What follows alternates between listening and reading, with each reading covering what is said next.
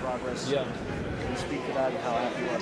Yeah, I was very happy. I've been praying for him every day. Every day I pray 5 times a day. I pray for him every day, and I talk to his wife, his girlfriend and wife on the internet. So yeah, she's been updating me. So I'm very happy, and hopefully he can recover, not to fight again, but to be a normal person and enjoy his family.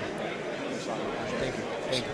Badou, he had a lot of criticism of your past victories against known competitors. When you look at his past opponents, how do you evaluate his wins, and what do you think his best win was? To be honest, I don't even know who his best win is.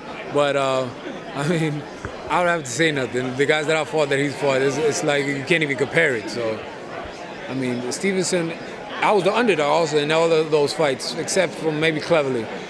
And to say Stevenson is a bum, okay. How many people in this room would think that he would beat Stevenson? Stevenson put him to sleep if they fought. Stevenson had. You can't disrespect the fighter that's in a coma, that's been fighting for his life.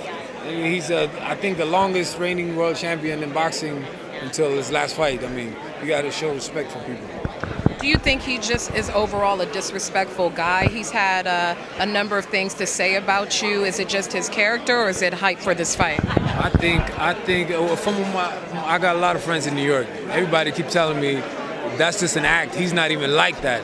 Like, so they're telling me that they're shocked to see him talk like that. So I think he never been on this level. He never been in a big fight like that, like this. So it could be nerves. I don't know. It's an act.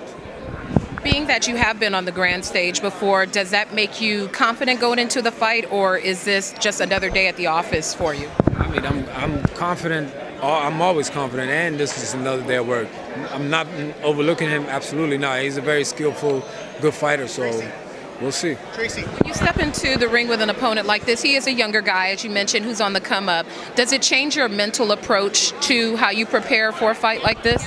I mean, all that talk has just been motivating me. And as my coach here, like I said, okay, he's talking like that. Okay, let me see. That just gave me extra motivation. I put an extra strength and conditioning day just for that. So it's just been motivating me. So, I'm not super old either.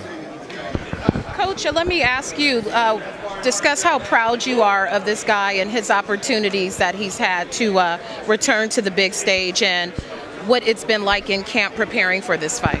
Well, first of all, let me first say that he's an amazing fighter, an amazing person. When you're dealing with someone who is that type of person, it makes it easier to do the work. Also, let me say Badou is a man's man. He's very serious about what he does. He's very humble, but very respectful, but he doesn't do well with disrespect. So during training this year, he started out well like he always did. At some point in camp, he decided for himself, right after Browne started talking a little bit, that he like, you know what? I want an additional day in the weight room. I want to get stronger. And he did that, and that was his decision. That wasn't a Coach Larry Wade decision. He decided that, and he put in the extra work. So there's an old saying that my father and mother used to tell me a long time ago, let sleeping dogs lie, because if you kick the dog and wake it up, it might bite you. The worst thing you could do is tell a guy who's like experienced as Badou Jack, who's had multiple world championship fights, who have multiple world championship belts, to wake him up and make him want to fight you now. So, Marcus Browne has opened up a door. I don't think he really understands that he's opened up.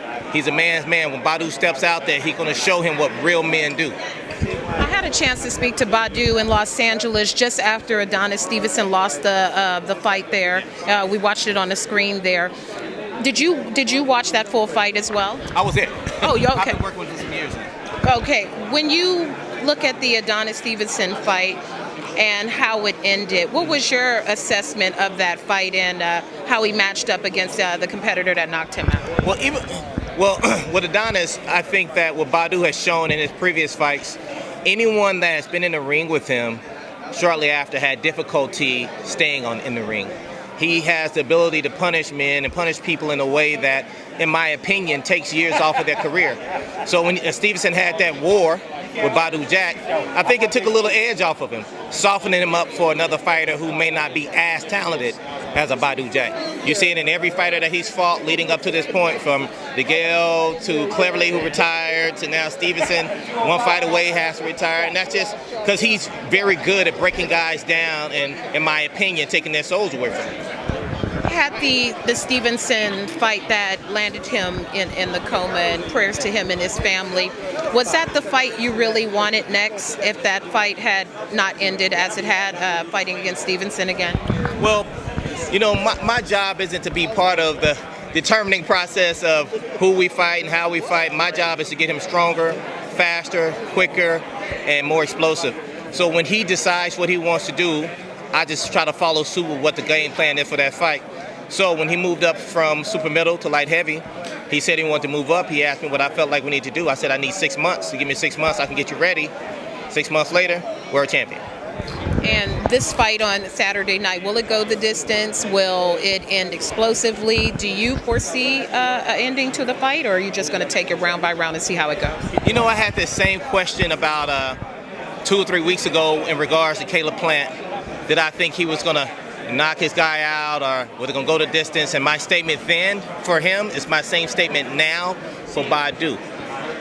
It's up to Badou, because Badou is prepared to do whatever it needs to be done in order for him to win this fight. If he wants to end it early, he will.